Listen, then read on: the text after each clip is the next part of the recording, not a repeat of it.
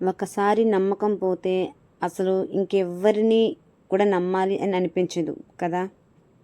నా విషయంలో కూడా అలానే అనిపిస్తుంది. ఒక్కొక్కసారి బంధాలు బంధుత్వాలు అని ఇలాగ చాలామంది చెప్తుంటారు.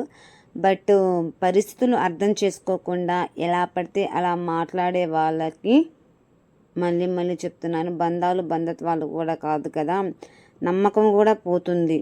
నిజంగా నా పరిస్థితి అలా ఉంది. కొంతమందిని దగ్గరగా చూసి విని వాళ్ళ ద్వారా పర్సనల్ ఎక్స్పీరియన్స్ తోటి నేను చెప్తున్నాను అండి. అందరూ మన వాళ్ళే, మంచి వాళ్ళే, మనకు సహాయం చేస్తున్నట్లుగా ఉండేవాళ్ళే. కానీ ఇక్కడ గమనించాల్సిన ఇంకొక విషయం ఏంటో చెప్పనా, వాస్తవానికి మన తోడబుట్టిన వాళ్ళు మన కన్న తల్లిదండ్రులు తప్ప ఈ సమాజంలో ఎవ్వరు మన వాళ్ళు అయితే కాదు. మన ఫ్యామిలీ మెంబర్స్నే చెప్తున్నాను. మిగతా వాళ్ళు కనుక మన మీద ప్రేమ ఉన్నట్లుగా చూపిస్తున్నారు అంటే ఖచ్చితంగా దాని వెనకాల ఏదో ఒక స్వార్థం ఉండే ఉంటుంది. ఎటువంటి స్వార్థం లేకుండా ఈ రోజుల్లో ఎవ్వరూ మనతో మంచిగా ఉండరు. అది మాత్రం 100%కి 1000% నిజం. మీరు నమ్మినా నమ్మకపోయినా మీ గుండె మీద చేయి వేసుకొని మీరు ఇప్పటిదాకా జరిగింది ఆలోచించుకుంటే అది మీకే అర్థమవుతుంది.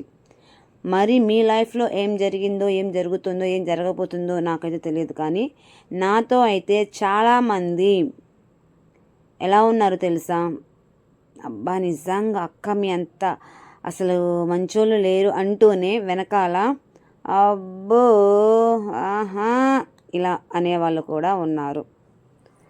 అది అన్నమాట పరిస్థితి. మళ్ళీ వాళ్ళకి నేను హెల్ప్ చేసిన దాన్ని అది ఏ రకంగా తీసుకున్నా కానీ అమ్మో నా వల్ల కాదు, అలా అయితే అనిపిస్తుంది. సో నా పర్సనల్ ఎక్స్పీరియన్స్తో చెప్తున్నాను.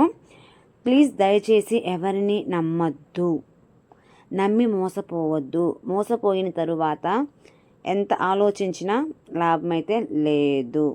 అది అర్థమైందా? ఇప్పుడే జాగ్రత్త పడండి. మళ్ళీ మళ్ళీ చెప్తున్నాను. అది అంటారు కదా, చేతులు కాలిన తర్వాత ఆకులు పట్టుకుంటే ప్రయోజనం లేదు అని, అట్లాంటి పరిస్థితి అనమాట. So be careful. ఓకేనా ఫ్రెండ్స్? నచ్చితే లైక్ చేయండి. బాయ్.